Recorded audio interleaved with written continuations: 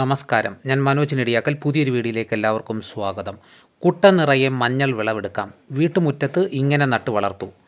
ശുദ്ധമായ മഞ്ഞൾപ്പൊടി സ്വന്തമായി നിർമ്മിച്ചെടുക്കാൻ വീട്ടുമുറ്റത്തോ അടുക്കളത്തോട്ടത്തിലോ അല്പം മഞ്ഞൾ കൃഷി ചെയ്യുന്നത് ഏറെ ഗുണകരമാണ്.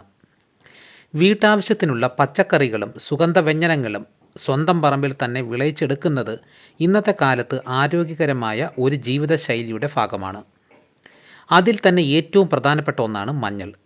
വിപണിയിൽ ലഭ്യമാകുന്ന മഞ്ഞൾപ്പൊടിയുടെ മായങ്ങൾ കലരാനുള്ള സാധ്യത ഏറെയുള്ളതിനാൽ ശുദ്ധമായ മഞ്ഞൾപ്പൊടി സ്വന്തമായി നിർമ്മിച്ചെടുക്കാൻ വീട്ടുമുറ്റത്തോ അടുക്കളത്തോട്ടത്തിലോ അല്പം മഞ്ഞൾ കൃഷി ചെയ്യുന്നത് ഏറെ ഗുണകരമാണ്.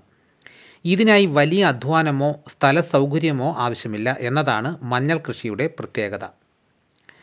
കേരളത്തിൻ്റെ കാലാവസ്ഥയിൽ വളരെ എളുപ്പത്തിൽ വളരുന്ന ഒന്നാണ് മഞ്ഞൾ.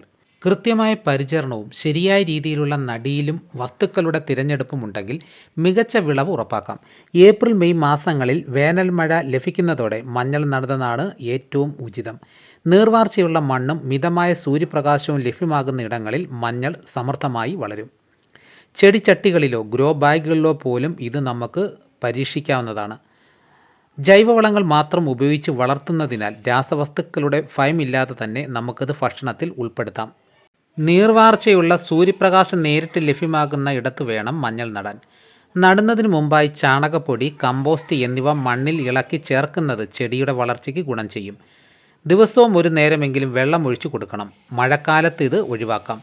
മുളപൊട്ടി തുടങ്ങുമ്പോൾ ചെറിയ തോതിൽ വളപ്രയോഗം ആരംഭിക്കാം.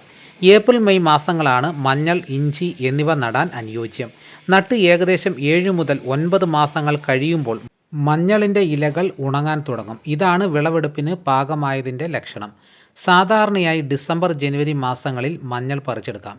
നടാനായി കീടബാധയില്ലാത്ത നല്ല വിത്തുമഞ്ഞൾ തിരഞ്ഞെടുക്കുക. വിത്ത് നടുന്നതിന് മുമ്പ് ചെറിയ കഷണങ്ങളായി മുറിക്കുമ്പോൾ ഓരോ കഷണത്തിലും 1-2 മുളകൾ ഉണ്ടെന്ന് ഉറപ്പുവരുത്തുക. ഇങ്ങനെ നമുക്ക് മഞ്ഞൾ കൃഷി വീട്ടിൽ തന്നെ ചെയ്യാവുന്നതാണ്. ഇതോടുകൂടി വീഡിയോയുടെ പൂർണ്ണമാകുന്നു. എല്ലാവരും ഇത് ലൈക്ക് ചെയ്ത് സപ്പോർട്ട് ചെയ്യണം. ആദ്യമായിട്ടാണ് ഈ ചാനൽ കാണുന്നതെങ്കിൽ സബ്സ്ക്രൈബ് ചെയ്യാൻ മറക്കരുത്. നിങ്ങളുടെ അഭിപ്രായങ്ങൾ കമൻറ്റായിട്ട് രേഖപ്പെടുത്തണം. ഈ വീഡിയോ എല്ലാവർക്കും ഒന്ന് ഷെയർ ചെയ്ത് കൊടുക്കണം. മറ്റൊരു വീഡിയോയുമായിട്ട് ഉടനെ എത്താം. എല്ലാവർക്കും എൻ്റെ നന്ദി.